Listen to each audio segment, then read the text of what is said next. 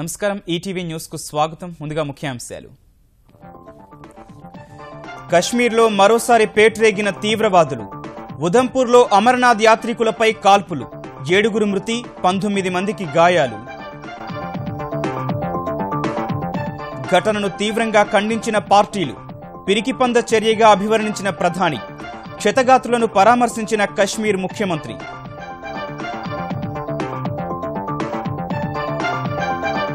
China రాయబారితో Rahul Gandhi సమావేశంపై దుమారం. ముందు కాదని తర్వాత అంగీకరించిన కాంగ్రెస్. ప్రతిపక్ష వైఖరిపై వెంకయ్య విమర్శలు.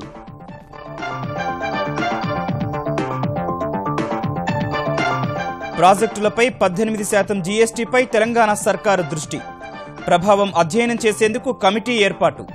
17లోగా నివేదిక ఇవ్వాలని ఆదేశం.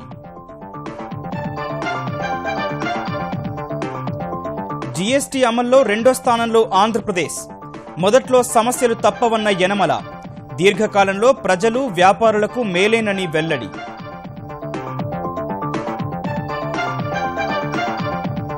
విశాఖ మన్యంలో ప్రాణాలు తోడేస్తున్న జ్వరాలు. రోగమేదైనా పారాసిటమాల్తోనే సరిపెడుతున్న వైద్యులు. నరకమనుభవిస్తోన్న గిరిజనులు.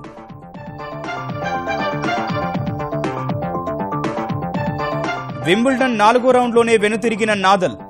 లగ్జంబర్గ్ క్రీడాకారుడు గైల్స్ ముల్లర్ చేతిలో ఓటమి. క్వార్టర్స్ చేరుకున్న ముర్రే, ఫెదరర్.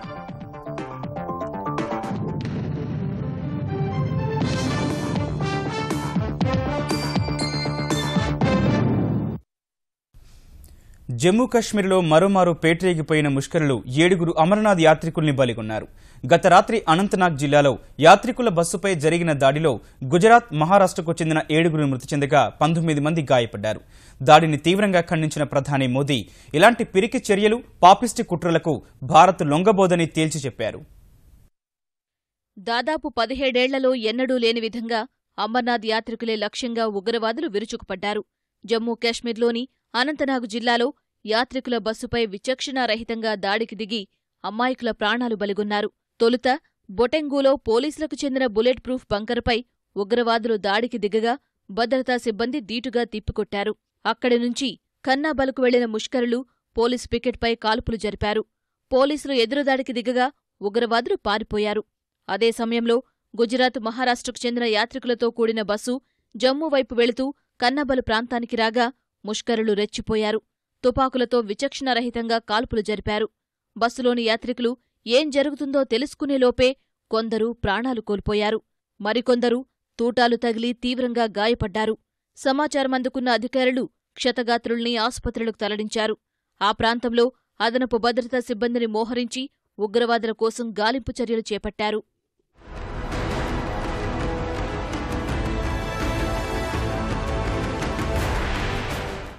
అమర్నాథ్ యాత్రికులపై ఉగ్రదాడి సమాచారం తెలుసుకున్న ప్రధాని మోదీ సహాయ చర్యల్ని, తాజా పరిస్థితుల్ని ఎప్పటికప్పుడు సమీక్షించారు. జమ్మూ కాశ్మీర్ గవర్నర్ ఎన్ఎన్ వోరా, ముఖ్యమంత్రి మెహబూబా ముఫ్తీతో ఫోన్లో మాట్లాడి తగిన సాయం అందిస్తామని హామీ ఇచ్చారు. ఉగ్రదాడి ఎంతో దిగ్భ్రాంతికి గురిచేసిందని ట్విట్టర్ ద్వారా వెల్లడించిన మోదీ ఈ దుశ్చర్యను ప్రతి ఒక్కరూ తీవ్రంగా ఖండించాల్సిన అవసరం ఉందన్నారు.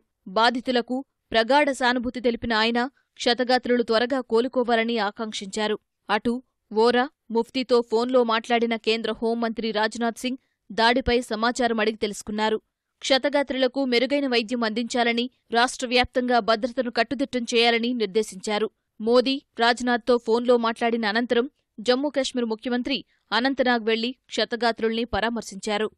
ये लोग यहाँ यात्रा के लिए आते हैं, तमाम मुश्किलात के बावजूद ये लोग आते हैं और आज 7 लोग इसमें जांबाज हो गए। मैं समझती हूँ कि इससे बड़ा सानिया कोई हो नहीं सकता। मेरे पास अल्फाज नहीं इसको कंडेम करने के लिए, और मैं उम्मीद करती हूँ हमारे सिक्योरिटी फोर्सेज और पुलिस के लोग जो भी इसमें मुलव्वस होंगे उनको जल्द अज जल्द पकड़ के उनको कड़ी से कड़ी सजा देंगे। जो भी इसमें मुलव्वस है, मेरे ख्याल में वो मुसलमानों के नाम पे, कश्मीर के नाम पे उन्होंने आज बहुत बड़ा दब्बा लगा दिया और उनको जल्द से जल्द सजा दिलाना हमारा काम है। అనంతనాగ్లో ఉగ్రదాడి అత్యంత గర్హనీయమన్న రక్షణ మంత్రి అరుణ్ జైట్లీ బాధిత కుటుంబాలకు సానుభూతి ప్రకటించారు. ఉగ్రవాదాన్ని తుదముట్టించాలన్న సంకల్పాన్ని మరింత దృఢపరుచుకుని ముందుకు సాగాల్సిన అవసరముందన్నారు. అమర్నాథ్ యాత్రికులపై దాడిని భాజపా అధ్యక్షుడు అమిత్ షా, కాంగ్రెస్ అధినేత్రి సోనియా సహా మరికొందరు నేతలు తీవ్రంగా ఖండించారు. ఉగ్రదాడికి నిరసనగా విహెచ్పి, జేకేఎన్పీపీ, ఎన్సీ, కాంగ్రెస్ సహా మరికొన్ని సంస్థలు, రాజకీయ పార్టీలు నేడు జమ్మూ బంద్కు పిలుపిచ్చాయి. జమ్మూ కశ్మీర్ అనంతనాగ్ జిల్లాలో అమర్నాథ్ యాత్రికులపై దాడి చేసేలా ఉగ్రవాదులకు అవకాశం చిక్కడానికి సదరు బస్సు డ్రైవర్ బాధ్యతారాహిత్యమే కారణమని ప్రాథమిక విచారణలో తేలింది. భద్రతాపరమైన నిబంధనల్ని ఏమాత్రం పాటించకుండా యాత్రకు సంబంధించిన ఇతర వాహనాలతో సంబంధం లేకుండా వెళ్లడమే పెను విషాదానికి దారితీసినట్లు వెల్లడైంది. 2 రోజుల క్రితమే అమర్నాథ్ యాత్ర ముగించుకుని నిన్నటి వరకు శ్రీనగర్లో గడిపిన యాత్రికులు గత రాత్రి జమ్మూకు బయలుదేరారు. ఉగ్రముప్పు దృష్ట్యా శ్రీనగర్ జమ్మూ రహదారిపై రాత్రి 7 తర్వాత యాత్రికుల వాహనాల రాకపోకలకు అనుమతి లేదు. అయినా సరే డ్రైవర్ అవేవీ లెక్క చేయకుండా ముందుకు సాగాడు. ఈ విషయం తెలియక యాత్రికుల బస్సుకు అధికారులు ఎలాంటి భద్రత కల్పించలేదు. ముష్కరులు దీన్ని అవకాశంగా తీసుకుని దాడికి తెగబడ్డట్లు ప్రాథమిక దర్యాప్తులో తేలింది. భారత్ చైనా మధ్య సరిహద్దుల్లో ఉద్రిక్త పరిస్థితులు నెలకొన్న వేళ చైనా రాయబారితో కాంగ్రెస్ ఉపాధ్యక్షుడు రాహుల్ గాంధీ సమావేశం కావడం వివాదాస్పదమైంది. అలాంటి సమావేశం జరగలేదని తొలుత బుకాయించిన కాంగ్రెస్ కాసేపటికే పిల్లిమొగ్గ వేసింది. అది మర్యాదపూర్వక భేటీ మాత్రమేనని చెప్పుకొచ్చింది. అంతలోనే స్పందించిన రాహుల్ కీలక అంశాల్లో ఏం జరుగుతుందో తెలుసుకునే హక్కు తనకుందని స్పష్టం చేశారు. కేంద్రంపై విమర్శలు గుప్పించారు.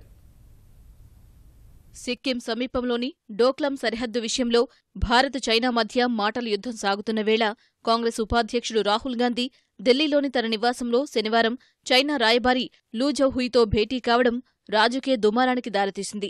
లూ సహా భూటాన్ రాయబారి వెట్సోప్ నామ్గేల్, భారత మాజీ భద్రతా సలహాదారు శివశంకర్ మేనన్తో రాహుల్ సమావేశమైనట్లు సోమవారం ఉదయం వార్తలు వెలువడ్డాయి.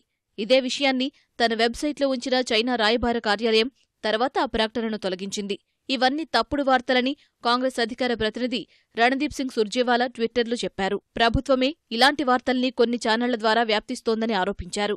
కాసేపటికే మాట మార్చిన కాంగ్రెస్ అధికార ప్రతినిధి చైనా రాయబారితో రాహుల్ భేటీ నిజమేనని చెప్పారు. समय समय पर कांग्रेस उपाध्यक्ष श्री राहुल गांधी से G5 नेशंस और सभी पड़ोसी राज्यों के राजनयिक वो मिलते रहते हैं, कर्टसी कॉल के तौर पर, मुलाकात के तौर पर। अकेले चाइनीज एम्बेसडर क्यों? श्री राहुल गांधी भूटान के एम्बेसडर से भी मिले। श्री राहुल गांधी श्री शिव शंकर मेनन पूर्व राष्ट्रीय सुरक्षा सलाहकार से भी मिले और अन्य राजदूतों से भी समय समय पर मिलते हैं। इसको तोड़ मरोड़ कर या सेंसेशनलाइज करने की कोशिश सरासर गलत है. రాహుల్ లూ జౌహుయిది మర్యాదపూర్వక భేటీ మాత్రమేనని కాంగ్రెస్ అధికార ప్రతినిధి చెప్పినా ఆ పార్టీ ఉపాధ్యక్షుడు మాత్రం భిన్నంగా స్పందించారు.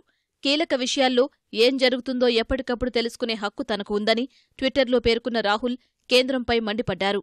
పొరుగుదేశ సైనికులు భారత్లోకి చొరబడితే చైనా అధ్యక్షుడితో ఉయ్యాల ఊగిన ప్రధాని మోదీ తరహా వ్యక్తిని కాదంటూ రాహుల్ గాంధీ విమర్శించారు.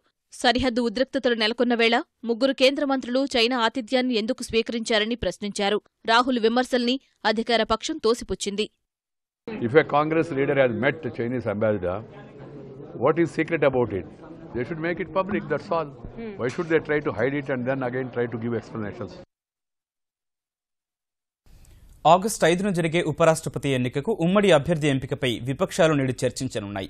కాంగ్రెస్ అధ్యక్షురాలు సోనియా గాంధీ నేతృత్వంలో 18 పార్టీల నేతలు నేడు పార్లమెంటు లైబ్రరీలో భేటీ కానున్నారు.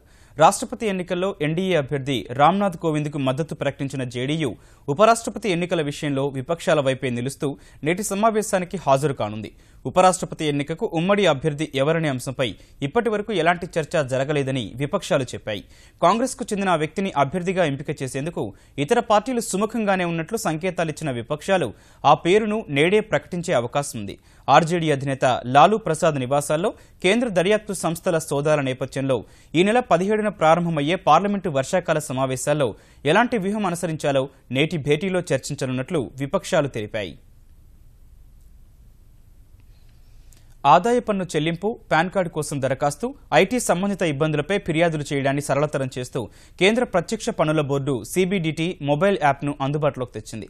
ఆదాయ పన్నుకు సంబంధించిన వేర్వేరు సేవల్ని స్మార్ట్ ఫోన్ల ద్వారా పొందే వీలు కల్పిస్తూ ఆయకర్ సేతు పేరిట రూపొందించిన యాప్ను కేంద్ర ఆర్థిక మంత్రి అరుణ్ జైట్లీ ఢిల్లీలో ఆవిష్కరించారు. పాన్తో ఆధార్ అనుసంధానం సహా టీడీఎస్ వివరాలను తెలుసుకునే వెసులుబాటును ఈ యాప్ ద్వారా కల్పించారు. పాన్, ట్యాన్, టీడీఎస్, రిటర్నుల ఫైలింగ్, రీఫండ్, పన్ను చెల్లింపులపై సందేహాల్ని ఉదయం 10 నుంచి సాయంత్రం 6 గంటల మధ్య నేరుగా ఐటీ శాఖ ప్రతినిధితో యాప్ ద్వారా చాటింగ్ చేసి నివృత్తి చేసుకునే ఏర్పాట్లు చేసింది. మరెన్నో సేవలు అందించేలా రూపొందించిన ఆయకర్ సేతు యాప్ను 7306525252కి మిస్డ్ కాల్ ఇస్తే SMS ద్వారా వచ్చే లింకు నుంచి డౌన్లోడ్ చేసుకోవచ్చని CBDT తెలిపింది. నీటిపారుదల ప్రాజెక్టులపై వస్తుసేవల పన్ను GST ప్రభావాన్ని అధ్యయనం చేసి ఓ నిర్ణయం తీసుకునేందుకు తెలంగాణ ప్రభుత్వం సిద్ధమైంది. GST వల్ల ప్రాజెక్టులపై పెరిగిన భారం మోయలేమని గుత్తేదారులు ప్రభుత్వం దృష్టికి తెచ్చారు. 18% GST వల్ల నీటిపారుదల, మిషన్ భగీరథ, మిషన్ కాకతీయ వంటి పథకాలపై 19,200 కోట్ల రూపాయల అదనపు భారం పడుతుందని అంచనా. ఒక్క నీటిపారుదల ప్రాజెక్టులపైనే 8,000 కోట్ల రూపాయల అదనపు భారం పడవచ్చని భావిస్తున్నారు.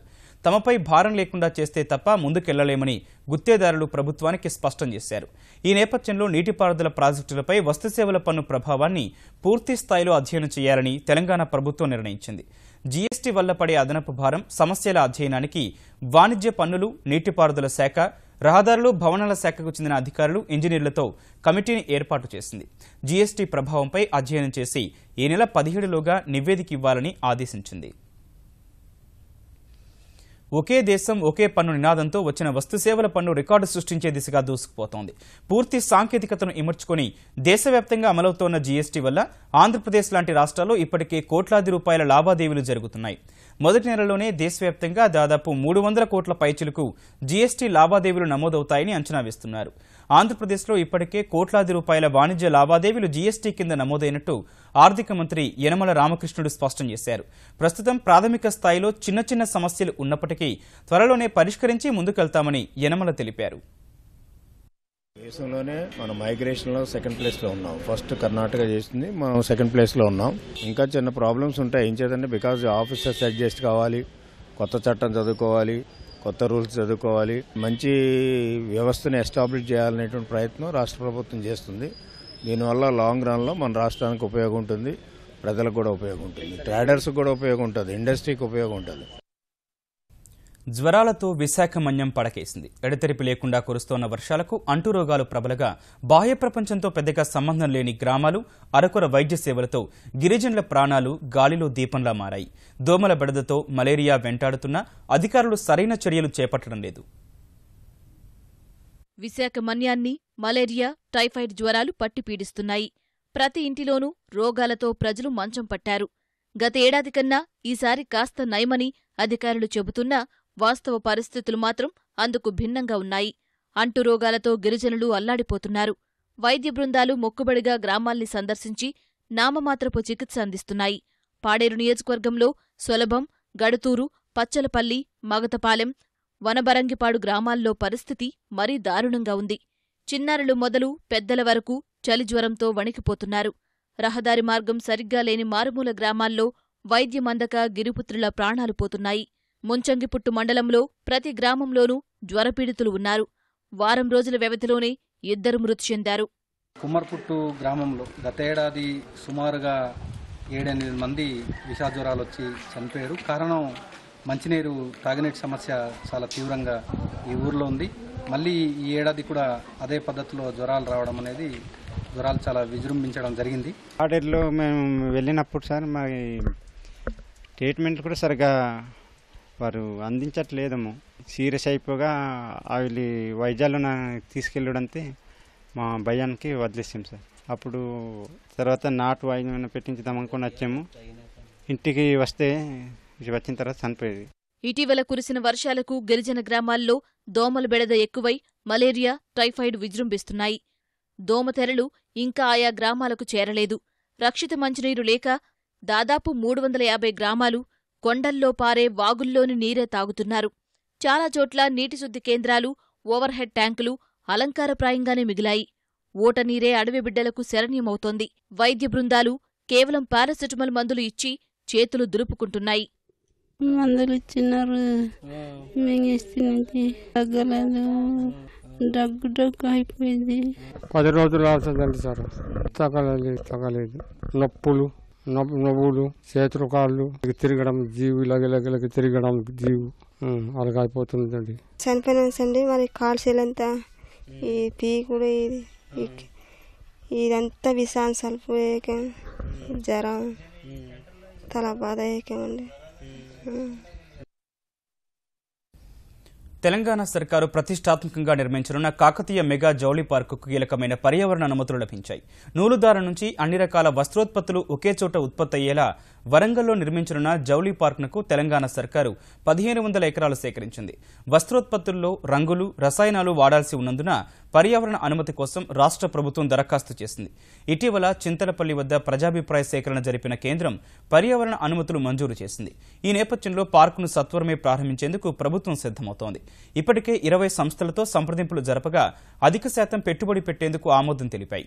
ముఖ్యమంత్రి కేసీఆర్ పార్కును ప్రారంభించే రోజునే ఆ సంస్థలకు భూ కేటాయింపులు జరపనున్నారు. జౌళి పార్కు నిర్మాణానికి కేంద్ర జౌళి శాఖ నుంచి 40% నిధులను సమీకరించేందుకు మంత్రి కేటీఆర్ ప్రయత్నిస్తున్నారు. కేంద్ర మంత్రి స్మృతి ఇరానీని ప్రారంభోత్సవానికి ఆహ్వానించారు. కృష్ణానది యాజమాన్య బోర్డు త్రిసభ్య కమిటీ నేడు సమావేశం కానుంది. నీటి విడుదల, టెలిమెట్రీ తదితర అంశాలపై చర్చించే అవకాశం ఉంది. బోర్డు సభ్య కార్యదర్శి సమీర్ చటర్జీ ఇరు రాష్ట్రాల ఇంజనీరింగ్ చీఫ్లు నేటి సమావేశంలో పాల్గొంటారు. హైదరాబాద్ తాగునీటి అవసరాల కోసం నీరు కావాలని, ఇందుకోసం శ్రీశైలం నుంచి 1 టీఎంసీ నీరు విడుదల చేయాలని తెలంగాణ కోరుతోంది.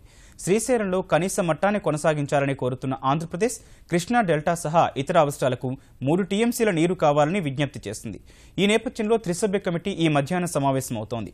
టెలిమెట్రీ యంత్రాల ఏర్పాటుపైన చర్చ జరగనుంది. పోతిరెడ్డిపాడు హెడ్ రెగ్యులేటర్ వద్ద టెలిమెట్రీ ఏర్పాటు ప్రతిపాదిత ప్రాంతాన్ని మార్చడంపై తెలంగాణ తన నిరసన వ్యక్తం చేసింది. మొదటి 2 దశల్లో టెలిమెట్రీ యంత్రాల ఏర్పాటు విషయమై నేడు చర్చించే అవకాశం ఉంది. రేషన్ డీలర్లకు నెలకు 15,000 రూపాయల ఆదాయం వచ్చే విధంగా రూపకల్పన చేస్తున్నామని ఆంధ్రప్రదేశ్ పౌర సరఫరాల శాఖ మంత్రి ప్రత్తిపాటి పుల్లారావు చెప్పారు. సెప్టెంబర్ నుంచి రేషన్ దుకాణాల ద్వారా పంచదార, కందిపప్పు, మినపప్పు, పామాయిల్ ఇచ్చేందుకు ప్రయత్నిస్తున్నామని చెప్పిన మంత్రి ఇందుకు సుమారు 1,000 కోట్ల రూపాయల అదనపు నిధులు అవసరమవుతాయని తెలిపారు. ఇదే సమయంలో పేదలకు బహిరంగ మార్కెట్ ధరల కన్నా 20 నుంచి 30% తక్కువకే నాణ్యమైన నిత్యావసరాలను అందించేందుకు కృషి చేస్తున్నామన్న ప్రత్తిపాటి మొదట పట్టణాలు, మండల కేంద్రాల్లో పైలట్ ప్రాజెక్టు అమలు చేస్తామని చెప్పారు. ఇదే సమయంలో మల్టీప్లెక్స్లు, సినిమా హాళ్లు, ఎయిర్పోర్టుల్లో శీతల పానీయాలపై సెలెక్ట్ ఛానల్ ధరలు లేకుండా చర్యలు తీసుకుంటామని వివరించారు. నంద్యాల నియోజకవర్గం ఉప ఎన్నిక ఏకపక్షంగా ఉండాలని, పార్టీ అభ్యర్థి బ్రహ్మానందరెడ్డిని అత్యధిక మెజార్టీతో గెలిపించాలని తెలుగుదేశం జాతీయ అధ్యక్షుడు చంద్రబాబు పిలుపునిచ్చారు. సచివాలయంలో నంద్యాల తెలుగుదేశం నేత ఎన్ఎండి ఫరూక్, పలువురు మైనార్టీ నేతలతో సమావేశమైన చంద్రబాబు నంద్యాలలో చేసిన అభివృద్ధిని చూసి 100కి 100 పాళ్లు ఓట్లు తెలుగుదేశం అభ్యర్థికే రావాలన్నారు. ఈ మేరకు పటిష్ట వ్యూహాలతో కార్యకర్తలు, నేతలు సమన్వయంతో పనిచేయాలని నిర్దేశించారు. నంద్యాలలో అత్యధిక మెజార్టీతో గెలిపిస్తే నాయకుల సేవలకు తగిన గుర్తింపునిస్తామని చంద్రబాబు హామీ ఇచ్చారు. గవర్నర్ కోటాలో ఎమ్మెల్సీ పదవి ఇస్తానన్నందుకు ముఖ్యమంత్రికి ఫరూక్ కృతజ్ఞతలు తెలిపారు. ఫరూక్ పదవులు ఉన్నా లేకున్నా పార్టీకి సేవలందించారని చంద్రబాబు కొనియాడారు. భవిష్యత్తులో శాసనమండలి చైర్మన్ పదవి కూడా ఇస్తానని హామీ ఇచ్చారు. ఆంధ్రప్రదేశ్ దక్షిణ ప్రాంత విద్యుత్ పంపిణీ సంస్థ ఏపీఎస్పీడీసీఎల్లో ఆళ్లగడ్డ ఏడీజీగా పనిచేస్తున్న మధ్యర నాగరాజు భారీగా అక్రమాస్తులు కూడబెట్టారని అవినీతి నిరోధక శాఖ గుర్తించింది. 9 బృందాలుగా కర్నూలు, కడప జిల్లాల్లో సోదాలు చేసిన అధికారులు భారీగా ఆస్తులున్నట్లు కనుగొన్నారు. పెద్ద చింతకుంట గ్రామంలో ఇల్లు, నూనెపల్లిలో 60 లక్షల విలువైన ఇల్లు, స్థలం, ఆళ్లగడ్డలో 70 లక్షల విలువైన 3 ఇల్లు, నంద్యాలలో 54 లక్షల విలువైన 2 అంతస్తుల భవంతి, 3 ఇళ్ల స్థలాలు, కర్నూలులో 2.36 లక్షల విలువ చేసే ఇంటి స్థలం, తాండ్రపాడు, నన్నూరులో ఇళ్ల స్థలాలు, సిరివెళ్లలో 10.52 ఎకరాల పొలం, ఆళ్లగడ్డ మండలం కొత్త కందూరులో 4.16 ఎకరాల పొలం, కడప జిల్లా చింతకొమ్మ దిన్నెలో 5 ఎకరాల పొలం ఉందని గుర్తించారు. కర్నూలులో 33 లక్షల విలువైన 3 ప్లాట్లు, నంద్యాలలో 29.28 లక్షల విలువైన ఫ్లాట్, ఆళ్లగడ్డలో 15 లక్షల విలువైన మరో ఫ్లాట్ గుర్తించారు. 3 లాకర్లు తెరవగా వాటిలో 4 లక్షల విలువైన 150 గ్రాముల బంగారం, 50,000 విలువైన వెండి ఆభరణాలు స్వాధీనం చేసుకున్నారు. ఇప్పటి వరకు గుర్తించిన ఆస్తుల విలువ బహిరంగ మార్కెట్లో 10 కోట్లకు పైగా ఉంటుందని అధికారులు భావిస్తున్నారు. బహిరంగంగా చెత్తను తగలబెట్టడం ద్వారా వాతావరణ కాలుష్యానికి కారణమవుతున్న వారిని నిలువరించేందుకు తెలంగాణ సర్కారు చర్యలు చేపట్టింది. చెత్తను బహిరంగంగా తగలబెడితే జరిమానా చెల్లించాల్సిందేనని స్పష్టం చేసింది. జాతీయ హరిత ట్రైబ్యునల్ ఆదేశాల మేరకు ఉత్తర్వులు జారీ చేసిన ప్రభుత్వం వివిధ కారకాల ద్వారా ఉత్పత్తి అయ్యే చెత్తను తగలబెట్టడం ద్వారా పెద్ద ఎత్తున పర్యావరణానికి హాని జరుగుతోందని తెలిపింది. తెలంగాణ విద్యుదుత్పత్తి సంస్థలు, సిమెంట్ తయారీ సంస్థలు సమీపంలో ఉత్పత్తి అయ్యే చెత్తను కొనుగోలు చేయాలని పేర్కొన్న ప్రభుత్వం ఈ చెత్తను విద్యుదుత్పత్తికి వినియోగించాలని సూచించింది. చెత్తను బహిరంగంగా సాధారణ స్థాయిలో తగలబెట్టిన వారికి 5,000 రూపాయలు, పెద్ద ఎత్తున చెత్తను తగలబెట్టిన వారికి 25,000 రూపాయలు పర్యావరణ జరిమానాగా విధించనున్నారు. స్థానిక సంస్థలు జరిమానా విధించేందుకు అనుమతులు జారీ అయ్యాయి. పర్యావరణ పరిరక్షణపై అవగాహన కల్పించేందుకు ఈ నిధులను వినియోగించనున్నారు. 100 కిలోమీటర్ల పరిధిలో విద్యుత్పత్తి సంస్థలు, సిమెంటు కర్మాగారాలు లేనప్పుడు చెత్తను తీసుకెళ్లేందుకు అయ్యే రవాణా ఖర్చులను స్థానిక సంస్థలే భరించాల్సి ఉంటుందని ఉత్తర్వుల్లో ప్రభుత్వం స్పష్టం చేసింది. ప్రపంచానికి పెను సవాలుగా మారిన ఇస్లామిక్ స్టేట్ ఉగ్ర సంస్థపై చేస్తున్న యుద్ధంలో ఇరాక్ సైన్యం కీలక విజయం సాధించింది. 3 ఏళ్లుగా ఐఎస్ చెరలో ఉన్న మోసుల్ నుంచి ముష్కరుల్ని తరిమికొట్టి ఇరాక్లో 2వ అతిపెద్ద నగరాన్ని పూర్తిగా ఆధీనంలోకి తీసుకుంది. ఈ మేరకు ఐఎస్పై పోరులో తమ సైన్యం విజయం సాధించినట్లు ప్రకటించిన ఇరాక్ ప్రధాని హైదర్ అల్ అబాదీ ఈ సందర్భాన్ని అంధకారం, క్రూరత్వం, ఉగ్రవాదంపై సాధించిన విజయంగా అభివర్ణించారు. G20 శిఖరాగ్ర సదస్సుకు హాజరైన ప్రధాని నరేంద్ర మోదీ తమ అధ్యక్షుడు జిన్పింగ్తో ద్వైపాక్షిక అంశాలపై చర్చించారన్న భారత విదేశాంగ ప్రకటనను చైనా ఖండించింది. ఇరువురు నేతలు ఈ నెల 7న కరచాలనం చేసుకుని కొన్ని నిమిషాలు పలు ద్వైపాక్షిక అంశాలపై చర్చించారని విదేశాంగ శాఖ అదే రోజు ప్రకటించగా ఆ ప్రకటనను చైనా విదేశాంగ శాఖ తాజాగా ఖండించింది. హాంబర్గ్లో మోదీ, జిన్పింగ్ ప్రత్యేకంగా సమావేశమే చర్చలు జరపలేదని చైనా విదేశాంగ శాఖ ప్రతినిధి గెంగ్ షువాంగ్ వివరించారు. బ్రిక్స్ సమావేశాల్లో ఇరువురు పాల్గొన్నారని షువాంగ్ తెలిపారు. ఇద్దరు నేతల మధ్య ఎలాంటి ద్వైపాక్షిక చర్చలు ఉండవని సమావేశానికి ముందే చైనా ప్రకటించింది.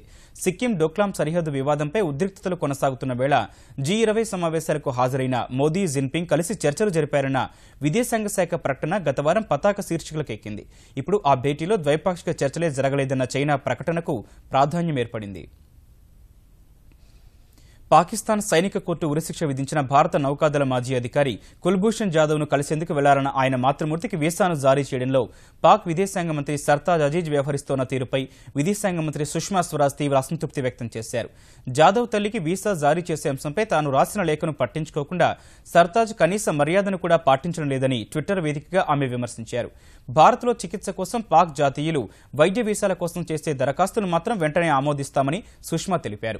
పాక్ ఉరిశిక్ష విధించిన కుల్భూషణ్ జాదవ్ను కలుసుకునేందుకు వీలుగా ఆమె తల్లి అవంతిక జాదవ్ వీసాను ఆమోదించాలని ఇటీవల సుష్మా స్వరాజ్ సర్తాజ్ అజీజ్కు లేఖ రాశారు. వింబుల్డన్ పురుషుల సింగిల్స్ లో పెను సంచలనం నమోదైంది. టైటిల్ ఫేవరెట్లలో ఒకటిగా బరిలోకి దిగిన స్పెయిన్ వీరుడు రఫెల్ నాదల్ 4వ రౌండ్లోనే తిరుగుముఖం పట్టాడు. లగ్జంబర్గ్కు చెందిన గైల్స్ ముల్లర్ 6-3, 6-4, 3-6, 4-6, 15-13 తేడాతో నాదల్పై విజయం సాధించి క్వార్టర్ ఫైనల్కు చేరుకున్నాడు.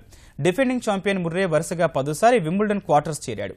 అతడు 7-6, 6-4, 6-4 తేడాతో ఫ్రాన్స్కు చెందిన బెనోయిట్ పైర్పై విజయం సాధించాడు. ఫెడరర్ సైతం 6-4, 6-2, 6-4 తేడాతో గ్రిగర్ దిమిత్రోవ్ను ఓడించి వింబుల్డన్లో 15వసారి, గ్రాండ్ స్లామ్లో 50వసారి క్వార్టర్స్ ఫైనల్ చేరాడు. ఈటీవీ న్యూస్ సమాప్తం. నమస్కారం.